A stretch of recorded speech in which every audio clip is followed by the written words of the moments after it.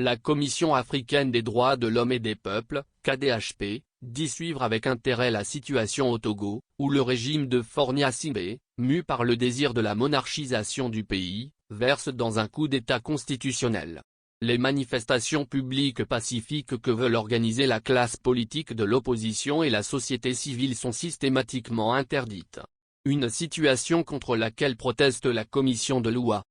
La commission rappelle dans sa réaction que la question des droits à la liberté d'association et de réunion protégée par les articles 10 et 11 de la Charte africaine des droits de l'homme et des peuples, la Charte africaine, et par d'autres instruments internationaux dûment ratifiés par le Togo.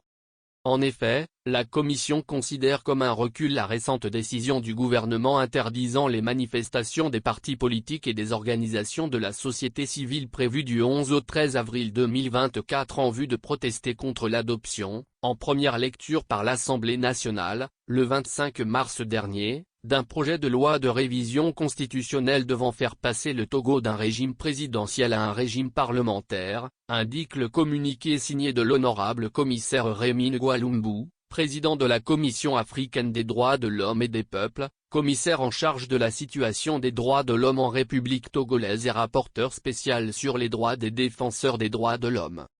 Elle condamne donc cette restriction imposée par les autorités togolaises au droit à la liberté d'association et de réunion. La Commission les appelle à s'abstenir de toute décision de nature à entraver la jouissance effective des droits garantis par la Charte africaine ainsi que d'autres instruments régionaux et internationaux pertinents des droits de l'homme ratifiés par le Togo.